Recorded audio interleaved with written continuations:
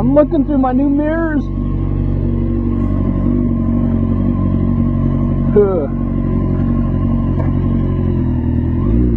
My new black mirrors. You gotta love friends with money. Hurry up, up, up. Hurry up. There are no cops in the rear view mirror. No cops in front of me.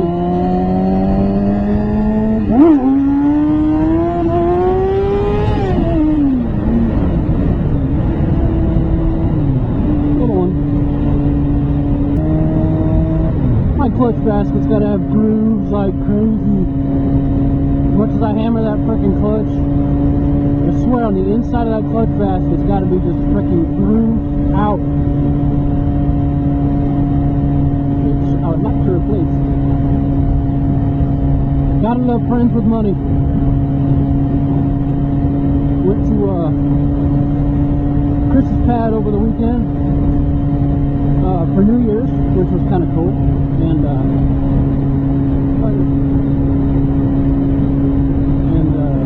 look, the Cobra, he waved.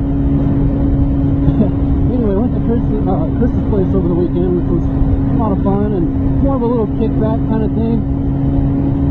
And you know, I had a few drinks, nothing big, just, you know, I had a few drinks.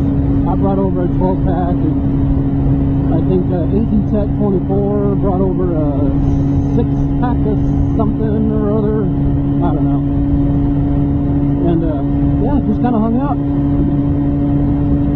There was Chris, me, Jeff, Sipster, Austin, and of course Ashley was there. She lives there. And yeah. And Phil, I don't think I'm missing anybody. Anyway, so we started working on the bike, and holy shit, I'm drooling. I started talking about bikes and I drool. Anyway, started working on the bike. I bought new plugs because I thought this had the 40,000 miles on the original plugs, but apparently someone had replaced them before. Because they were NGKs, but they were nasty. They were just nasty. Replaced the plugs, and I thought my throttle bodies were out of sync because it was just idling like shit. But it turns out that was all just because of the plugs, like really idling like shit. Especially when it was cold. Like when you first start the bike, it's fine, but once it gets in between like 110 to 120 degrees, like say 120 degrees, we'll get there. In between 120 and its normal operating temperature, you know, 170 is pretty much where I stay at this time of year. 170, 180. It would run like shit. I mean, it would seriously run at like 400 RPM, 300 RPM, and almost die.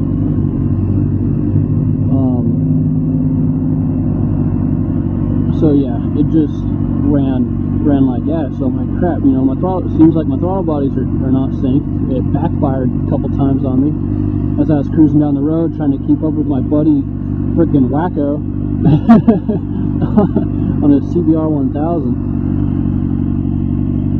But and then also there was a Busa with us too, so trying to keep up with those guys on a 600 FRI just isn't gonna frickin' work. But it was fun and I backfired, so we got that taken care of by replacing the plugs. We also tightened the CCT down, which it needed.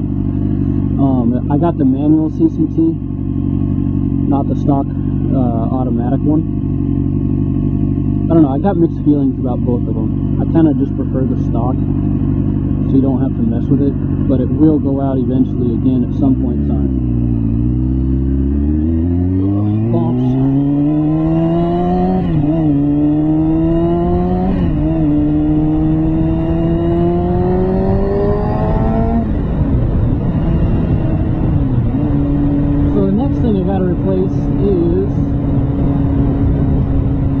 Side port seal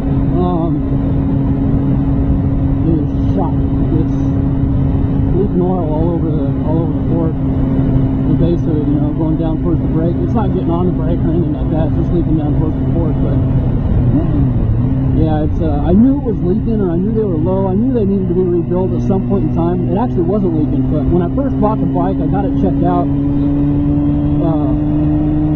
It was actually at a Cowie dealer. It's up in Camp Verde, Cottonwood. That's the only thing, the only dealer we got. Pretty much only mechanic we got that's worth a shit. And hello.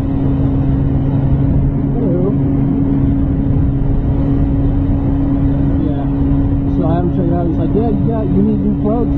Or what am I talking about? God, freaking girl in the car got me all sidetracked. You're gonna need those forks rebuilt.